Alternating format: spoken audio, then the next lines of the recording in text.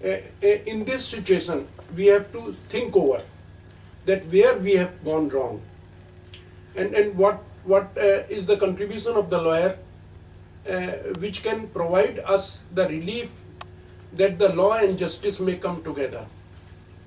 And they are not having that much of the distance what we have faced there during the Anglo, when we were under the domain of the aligned power. So in that respect, lawyer has to act upon, because judiciary is not going to do anything, because they are also under the strict obligations to maintain the stare decisis and all such principles.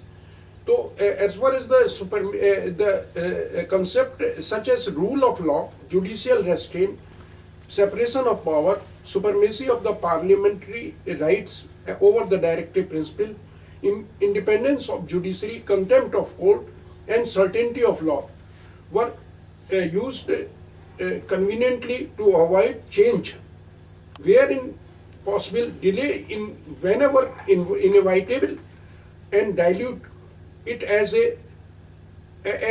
far as practicable.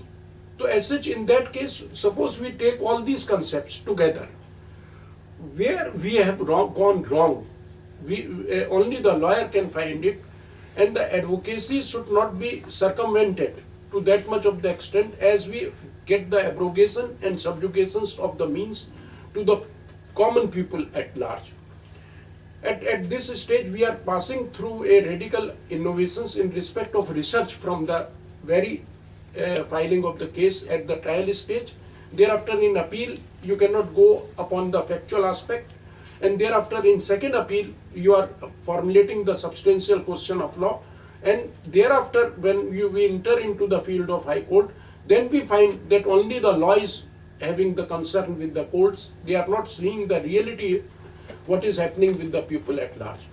And finally, when we go to the Supreme Court, it has become that the law which is of the general importance with that of the substantial question of law should have been there, which cannot be formulated by an individual persons without affording a very, very high exorbitant fees to the lawyer, and they have taken hold over the entire process. What we have to do? So now the question arises that what we have to do. So for that purposes, that a platform to an advocate are there. He can be elevated as the judge of the High Court. He can be a very good lawyer. But as far as the service to the nation is concerned, which was also one of the theme of getting the judicial perceptions with the lawyer, because in the freedom struggle, advocates have taken participation. In this spirit, I started working. So without having the issues being raised, I cannot get my identity being distinguished and to have identity being recognized by the other person.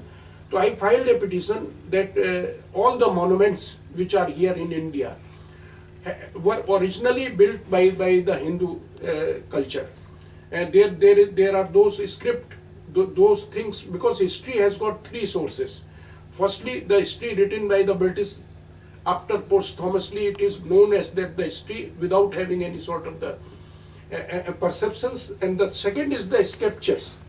And the third is that something is being remained out, some written upon the surface, or you can say over the stone.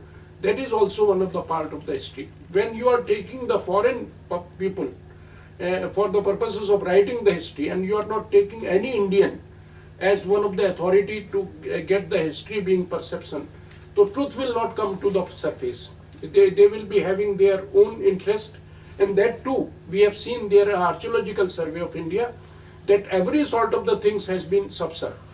With that of the idea, misnomer to the realities, and but very close to the political affiliation. And their agenda has started ruling upon the entire nation, resulting into the ruin of the very perceptions of the cultural heritage and the environment, and also the ecology, for which the balance was required to be there amongst the Hindu, as that they were taking note of the every sort of the environmental factor as one of the part of their religion. But later on, when the invasion started, they have started saying that it is not a growth process of the growth. By virtue of it, the human life came into the existence.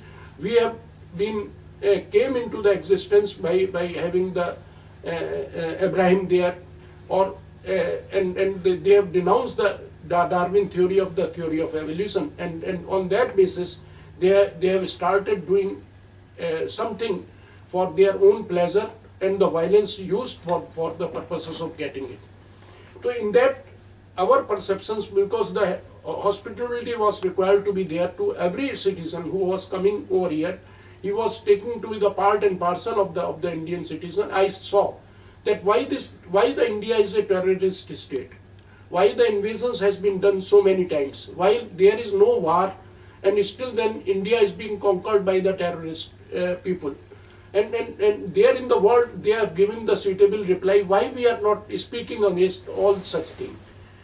Ultimately, I filed a petition that Taj Mahal was a Hindu temple, and why the history is being subserved to that much of the extent. In that petition, P.N. Oak, who was a great historian, he was the petitioner, and he has formulated an institution, the Institute of Rewriting History. Today, I am the president of the Uttar Pradesh unit of that unit.